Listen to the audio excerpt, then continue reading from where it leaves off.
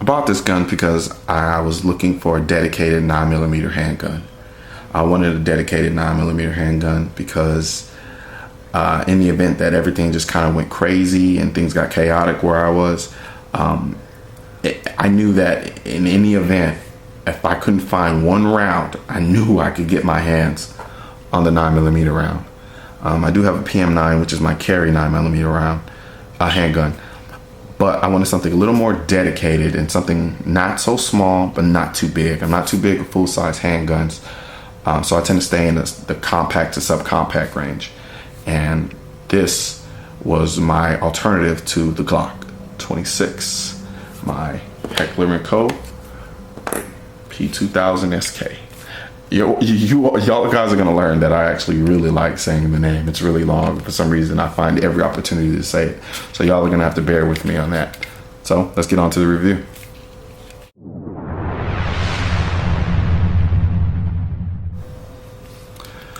The first thing I noticed when I saw this gun was I really love the way that it looked.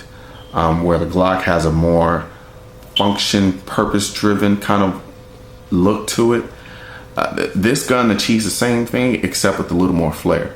As you can see, this gun is unbelievably over-engineered, not only from a functional standpoint, but from an aesthetic standpoint, and just the way it looks. This gun looks like it's ready to go to war.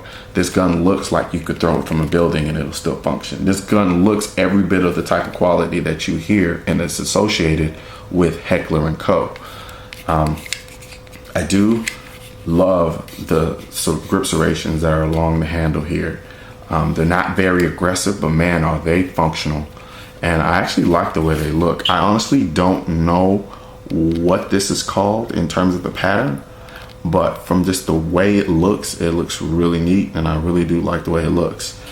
The slide in particular really stands out to me, and that it's really machined quite a bit actually. More so than most handguns, and I kind of like that, especially with the attention to details. The H&K, just from looking at it, from the very moment you lay your eyes on it, you can tell that this gun is based entirely on ergonomics, right down to the way the slide feels and the way it functions. Now, I'll start off with the grip. Now, with the grip, you do have the stippling on the side here, which honestly you don't notice, or at least I don't. I don't really make much contact with that side of the grip, but I guess for the most part it gets the job done. Now it's the stippling on the back that really make the surface feel of this gun excel the way it does. Now it looks aggressive, but it's really not. But at the same time, it manages to be very functional. When you get a grip on this gun, whether your hand is dry, whether it's wet, no matter what, you feel like you have a good purchase on this gun. Now let's talk about the magazine. This little pinky extension here on the magazine is born of infamy. I know from what I've encountered, many people hate this. They hate it a lot, actually. I frankly kind of like it. And the reason is this. Well, first let me start by the reason why people don't like it.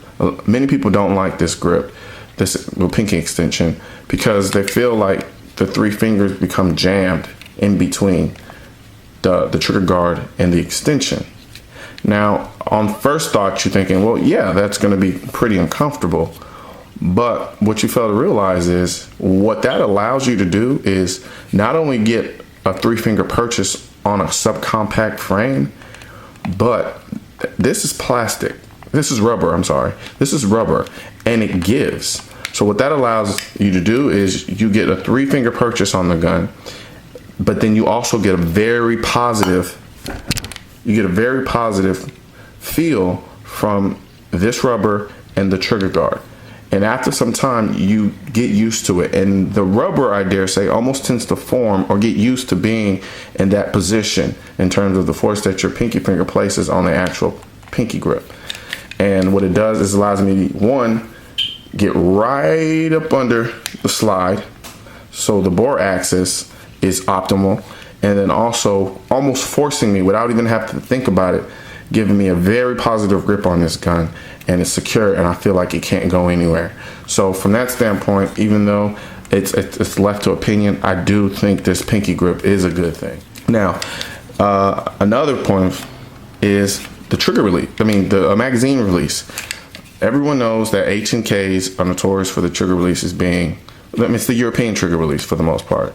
And instead of having a push button, you have a release button on the side here by the trigger guard that you press down and it drops the magazine. I really don't have an opinion as far as how I feel about that.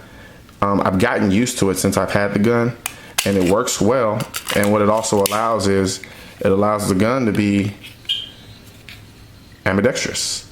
And that's another point about this gun. It is extremely ambidextrous. Whether you're left-handed or right-handed, you can pick up this gun and it feels like the gun was made for you.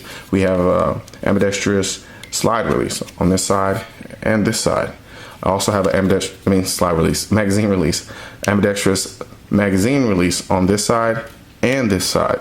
So no matter whether you're right-handed or left-handed, this gun is going to fit to the way you feel. This gun's going to fit to your optimal desire. Now, the only thing that isn't ambidextrous is the decocker. The decocker is on the back of the gun on the left-hand side.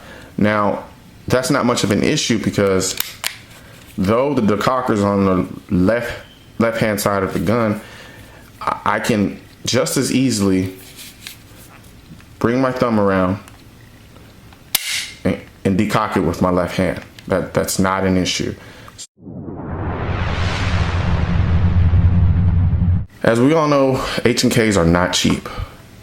And there are some people out there who wonder, what is the big deal? Why the $300, $400 premium on a gun that pretty much does the exact same thing as any other gun in its class or below its class? And to be honest with you, you really can't determine that just by looking at the gun, nor reading stats about the gun on the internet. You honestly really just have to manipulate the gun. You have to handle it. You have to feel it. You have to work. You have to work the slide, release. You have to work the magazine release. And as soon as you do that, you'll understand that the fit and finish and quality of this gun is exceptional. You really cannot deduce it down to words, but it is. And what it allows for almost a euphoric kind of, well, I don't want to go that far, but basically you can feel it. You can feel the quality of this gun when you work, especially with the slide. My God, the slide functions, it's very mechanical, but at the same time, very smooth. So when I honestly like to sit sometimes, load up the magazine, which I'm not going to do here now, and work the slide through the entire magazine just to see how effortless this gun spits the rounds out and how smooth the slide works back and forth. It's just like a well-tuned machine. And honestly, I've yet to see anything that can mimic how easily this gun cycles. It's just beautiful, as a matter of fact.